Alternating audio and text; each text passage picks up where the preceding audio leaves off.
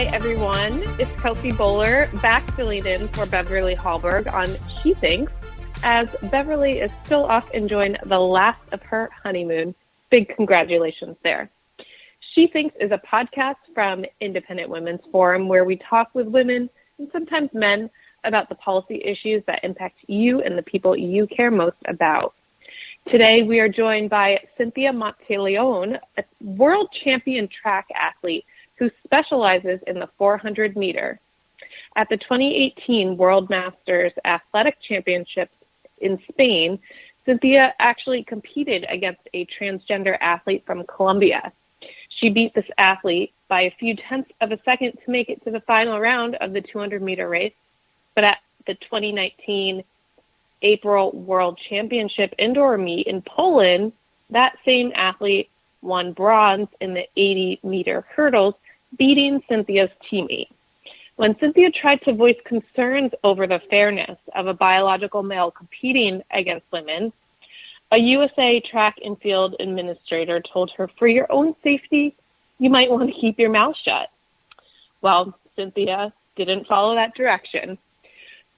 Shortly thereafter, her 16-year-old daughter, a sophomore at St. Anthony School in Maui, Hawaii, also found herself competing against a biological male in high school track. Her daughter placed second behind this transgender athlete in her first and only track meet of the season before COVID-19 hit. Cynthia is also a track coach and a metabolic practitioner. Cynthia, welcome to the show. We have lots to talk about today, and I'm very excited to catch up with you. Aloha from Maui, Kelsey. It's so great to talk to you again. And I'm so thankful that I have this opportunity to talk about strong women and how we can support them. Yeah, for our listeners' background, Cynthia and I have now been, friends for quite a few months.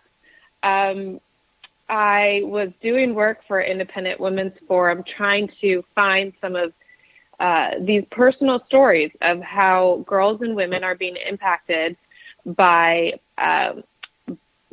being forced to compete with and against biological males in their sports. I stumbled upon Cynthia's story. I was just going to write this very short profile, and after chatting with you for just 5 minutes, I was like, Cynthia, there's a lot more we need to do, and we actually spent a couple months really getting into the weeds of your story, understanding what happened, both to you and your daughter. We put together this short documentary that's available on IWF.org. Since then, Cynthia, you've been all over the media, including on Tucker Carlson Tonight, sharing your story, advocating for girls and women, fairness in sports. Tell me what it's been like from your experience since we went public with your story. Well, gosh, it's just been really positive all around. I really can't say that I've had too much pushback. I have had some, of course, from, just like official type people who deny, like basically denying office civil rights complaints and things like that, like who don't want to get involved, which is really disheartening because they're the ones who should get involved. But otherwise, I really feel that deep down, a lot of people, the majority percentage of the people are on board with our mission, which is to keep fairness in women's sports. And it's been awesome because I am not one to roll over and just obey whatever government, administrative executive order is coming out if I don't feel like it's right. And so I definitely believe in standing up for women, and as a mother, but also, as a track coach, I see the negative effects that these policies have had on our young girls. One girl that I coached, this is in our video we made, which tells a great story about our experience, if anybody wants to go and watch that for the details. But one girl that I coached, she just didn't want to do track anymore after racing this individual. She was a senior. She said, what's the point? Where, I'm not going to win the conference championship. and then I might not go to states, and then I won't be seen by a recruiter. And I just wanted this last year of college, this last year to prove that I can maybe run track in college. And she just wanted to quit. Now, of course, COVID hit, and she didn't get a chance to finish her season. So that, was the end of that story. But this is what's happening to girls everywhere. And you just won't hear about it because the mainstream media won't talk about it. Which is why we are very appreciative also to Tucker Carlson for having us on. He called my daughter a hero for speaking up. And I truly believe that that's right, that in this day and age, girls are told to keep their mouth shut. And how ironic is that here we are, the other side is trying to push a progressive agenda when they're really going back to the dark days of when we told women they can't speak.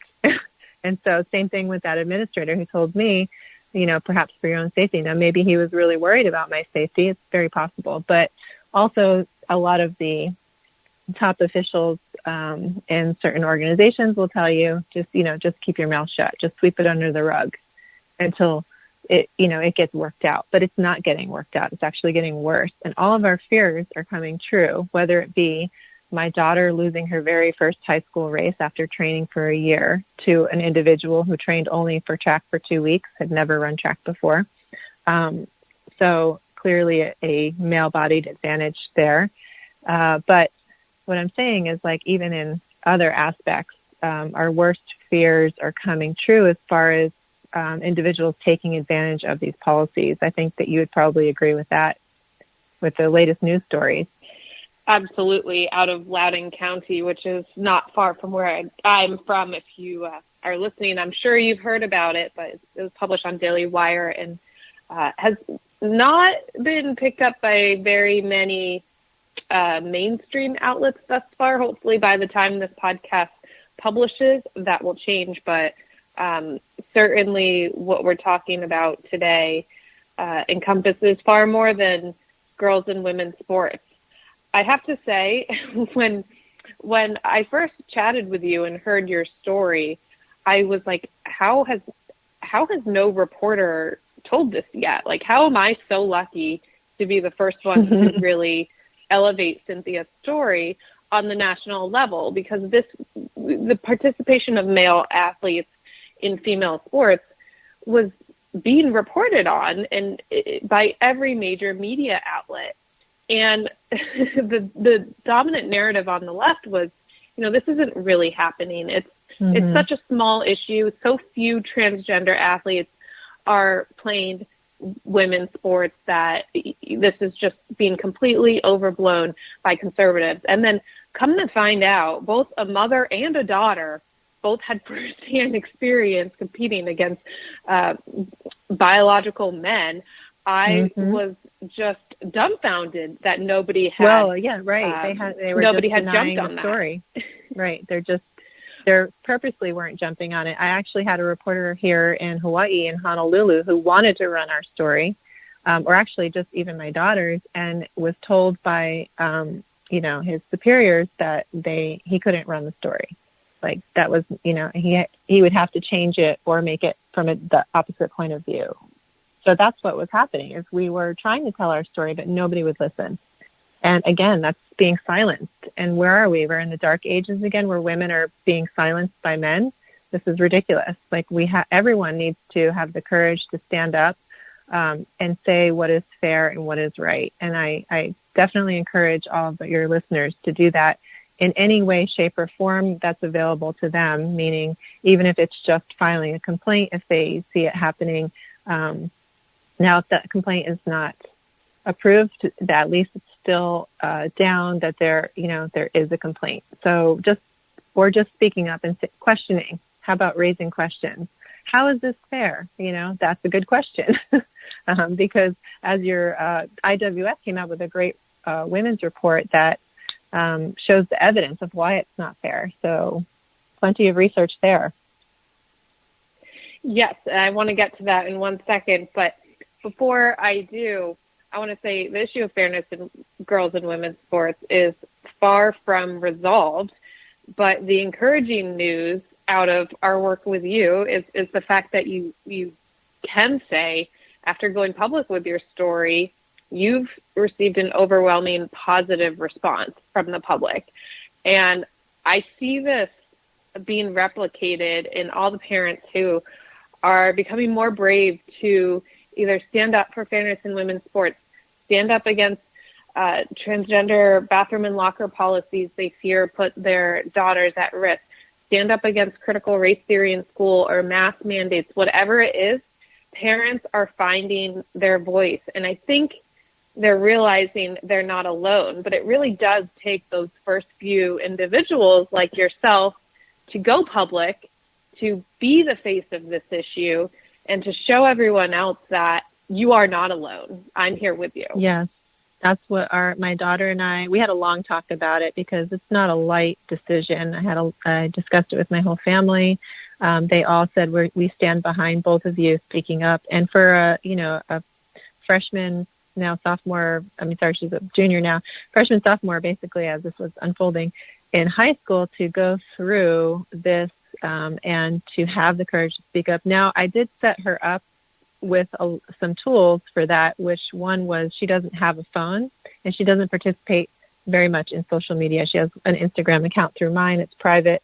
So, she doesn't put herself out there as a target in social media, but she does, she was so eloquent when we were invited to speak to members of Congress and the Senate. They loved her charm and how she spoke from the heart.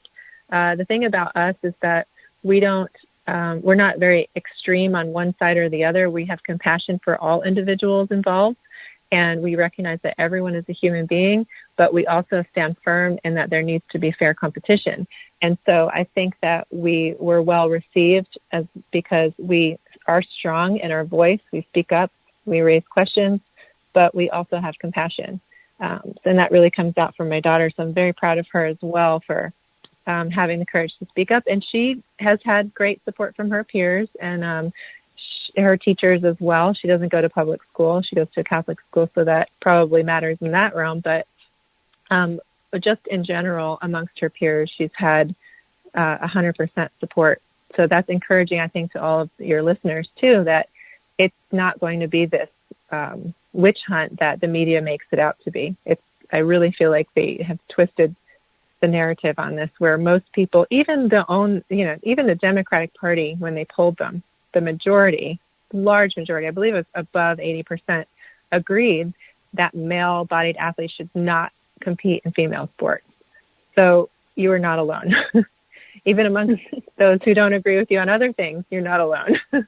I have to sidetrack for a moment and ask how you made the decision to not allow your high school daughter to have a cell phone and how practically that has played out, because I'm sure a lot of other moms would love to follow suit, but don't quite know how to execute that. Yes. So my daughter is where she's supposed to be. And if she's at school and something happens and she needs to call me, she goes to the office and uses the phone. If she's at the mall with her friends and we need to meet, we agree on a time and place to meet, and that's where she is. If there were an emergency, she knows my phone number.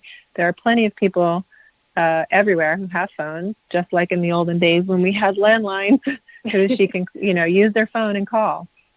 So really it comes down to active parenting and making that decision and standing firm. She feels, if you ask her, she'll tell you that sometimes her friends make fun of her, tease her a little bit about it, but that she feels that she's better off without it. That's what her quote is. I'm better off without it. Why do I need it? So she does have a computer and things like that. But she just really feels like she really saw like her friends going through some bad drama via Instagram, like comments that people would make, and they would be crying at school. And she felt bad for her friend because she's crying over something that's not even real, like some mean comment that somebody said on social media.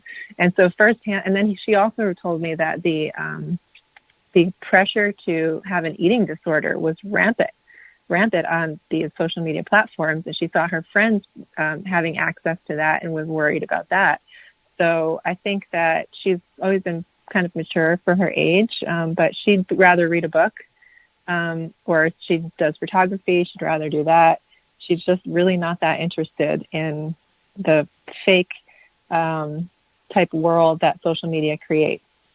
That is so interesting. I feel like I need to do a whole separate follow-up video on that because, of course, so many parents are concerned about the role social media has on their children, specifically their daughters in these very vulnerable high school years. So I'm not surprised hearing that, having met her. She is so brave and mature, as you said. So I'm a little ways away from that with my own little 2-year-old, but I might have to follow suit. Right. And it starts with the iPads, not giving them the iPads at a restaurant. My kids have tablets for traveling. My boys, who are 7 and 8, they have tablets for traveling in case the airplane doesn't have movies or whatever, that sort of thing. Or when we took our long road trip, I did allow them to have them in the car for my own, peace of mind for a little while. But, in a restaurant, like, why do you really need to give your child an iPad at age 3 or whatever it is that they're giving them iPad now, when in fact, we can get into it. My job as a metabolic practitioner. My mentor was Charles Poliquin, who was one of the world's best strength coaches and nutrition experts. And he basically uncovered the research that when you put your children in front of electronics, computers or iPads specifically that close, the electromagnetic frequencies will actually disrupt the thyroid development and cause all kinds of physical, emotional, and mental problems as they get older. He actually recommended not putting your child in front of a screen until age 12 when they've gone through puberty, which is very hard with computers in this day and age and the learning style. But I guess for my family, I learned that and I tried and I saw the research and I try my best to just encourage other forms of activity. That's great and very interesting. I know a little off topic, but I'm glad we touched on it. Well, it all goes into why I've made this decision about standing up for women's sports, and that's because I studied science all day long. I mean, my doctor actually asked me for research for things when he doesn't have time to research medical journal articles and things like that. So I probably read at least 50 medical journal articles a day.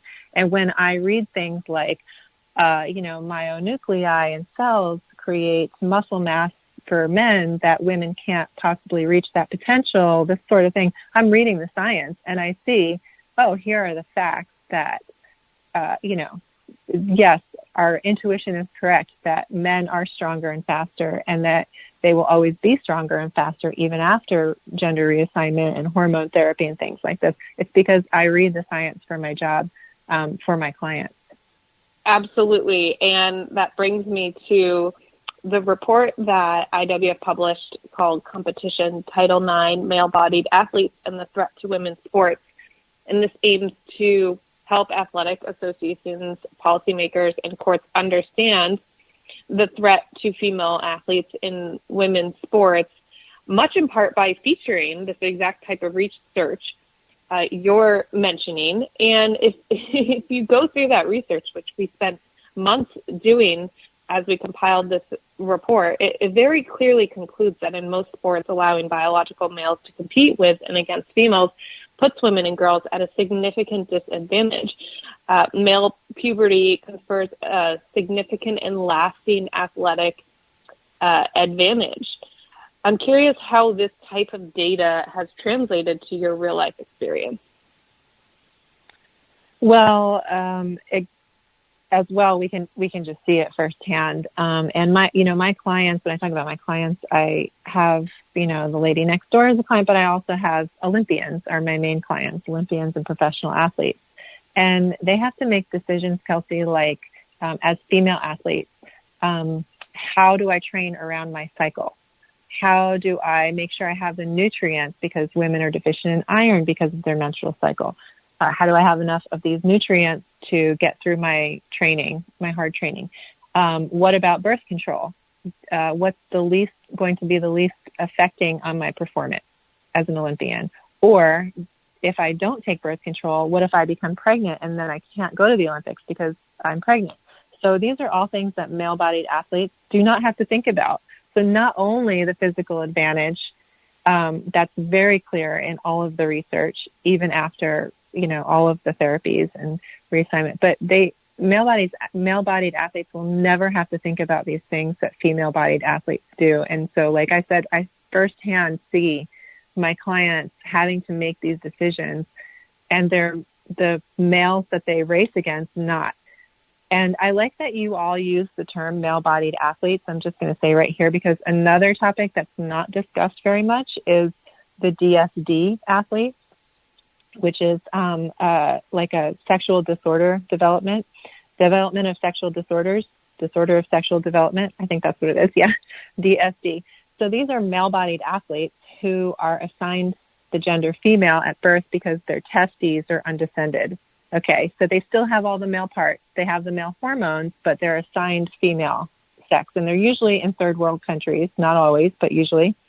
And there was a DSD athlete who beat one of our USA girls in the 200, won silver in the 200, had already been denied being classified as a female for the 400 meters because of the rules for the Olympics, the Olympic Committee rules.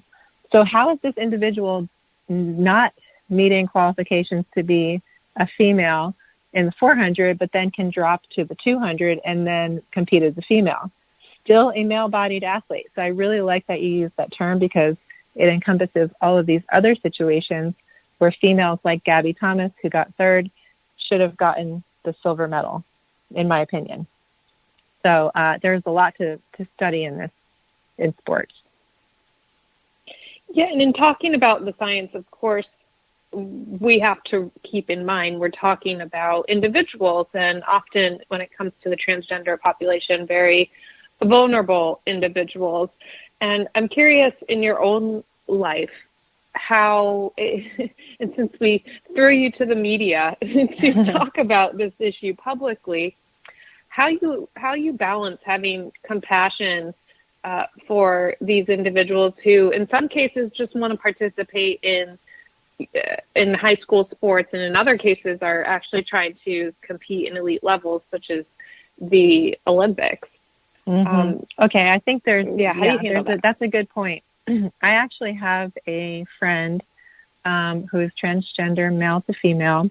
Allery is in their, I believe, 40s and has actually gone back and forth a couple of times deciding, has recently had surgery.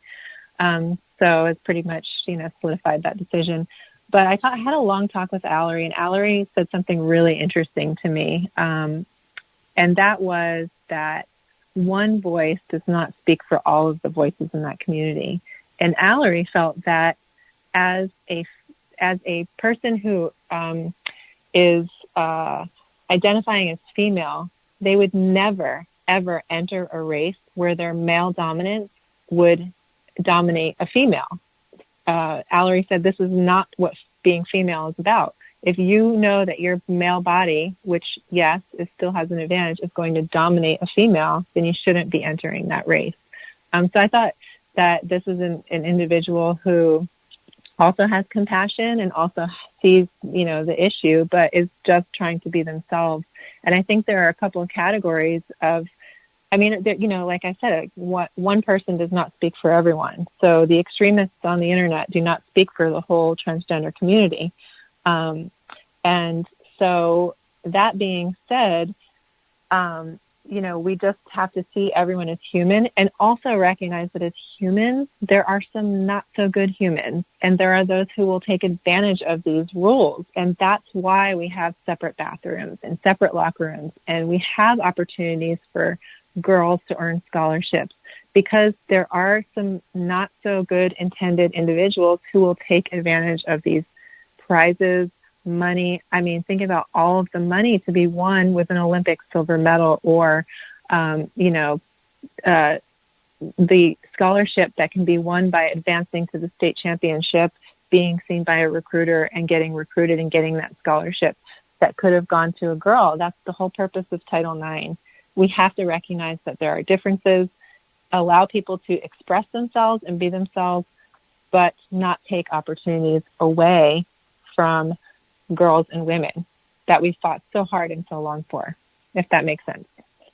Absolutely. And the diversity of voices within the transgender community itself is so important to highlight. And it's actually something that we did in the Women's Sports Report, where some listeners might be surprised. There are a number of transgender athletes who actually support fairness in women's sports and protecting women's sports in these ways.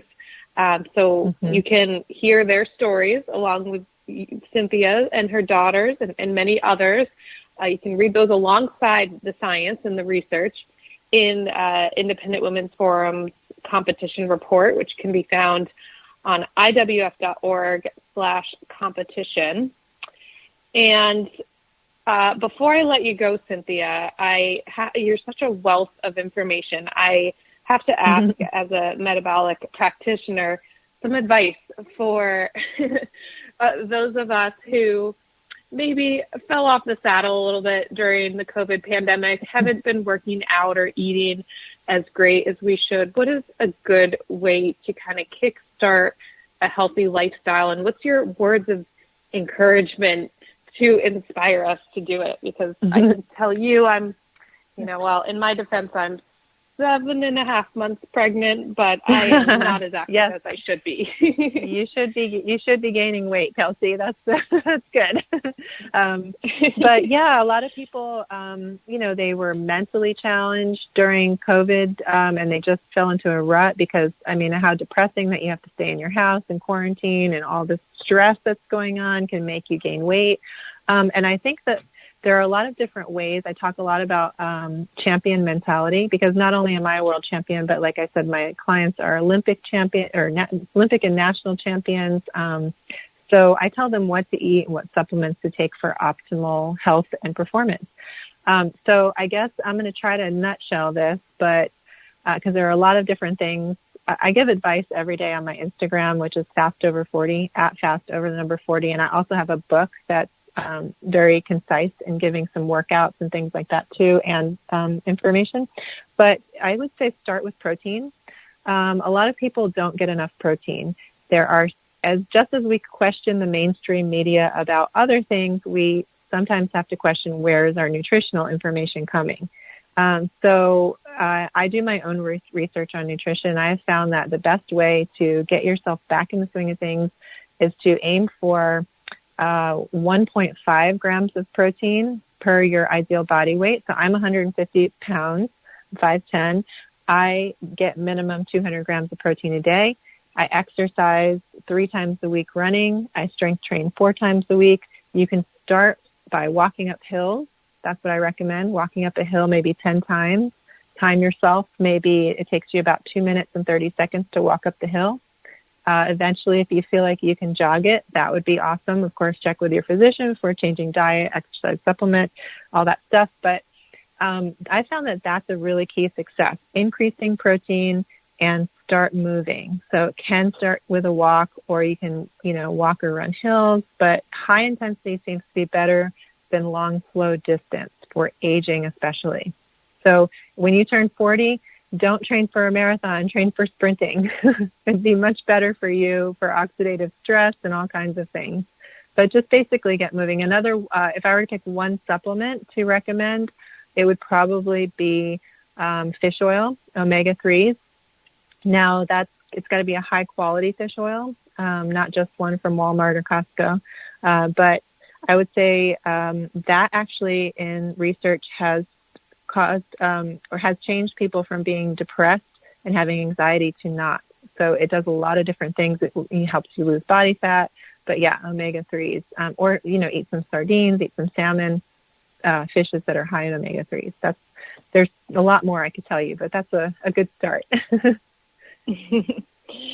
Well, on the front of getting more protein, I certainly hope the Biden administration is able to calm down all this inflation we're seeing, because our steak and meat are not coming cheap these days. And as you pointed out, they are very important to having a balanced diet. Yes, I'm a very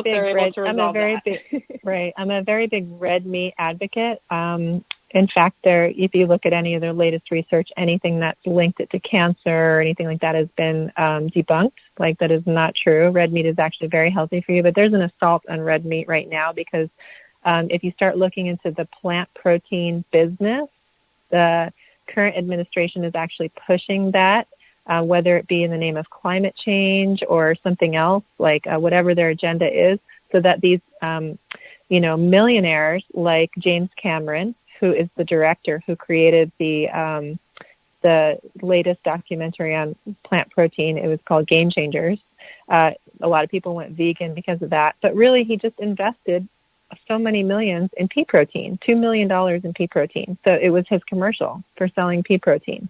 So always question where that advice is coming from, because the whole Impossible Burger movement is coming from people that want to market their pea protein because it's cheap to make, it's cheap to push, and it's therefore not the quality of protein that you need. It's cheap in your body too. It's not going to give you the same effect as beef. So let's stand up for red meat as well, in my opinion. Well, Cynthia, thank you so much for joining us. Again, if you want to read IWF's Women's Sports Report, which features Cynthia's story alongside a bunch of science and research on this issue, you can go to iwf.org/competition-report, or just Google IWF Women's Sports Report. You will find it. Cynthia, for those listening who want to follow you, maybe get some more of these health tips they probably weren't expecting to pick up on this podcast today, how can they do that? The best way is through Instagram at fastover40, or my website is very easy to remember. It's MAM, M-A-M, 808.com, MAM808.com, or MAM808.com. Awesome. Well, thank you so much for joining us. We really appreciate your time. Mahalo. I appreciate it, Kelsey. We hope you take away something from today's conversation. And if you enjoyed this episode of She Thinks or liked the podcast in general, we would love it if you could take a moment to leave us a rating or review on iTunes. This helps ensure our message reaches as many Americans as possible. Share this episode and let your friends know. They can find more She Thinks episodes on iTunes, iHeartRadio, TuneIn, Spotify, and all their favorite podcast apps. This is Kelsey Bowler signing off on another edition of She Thinks.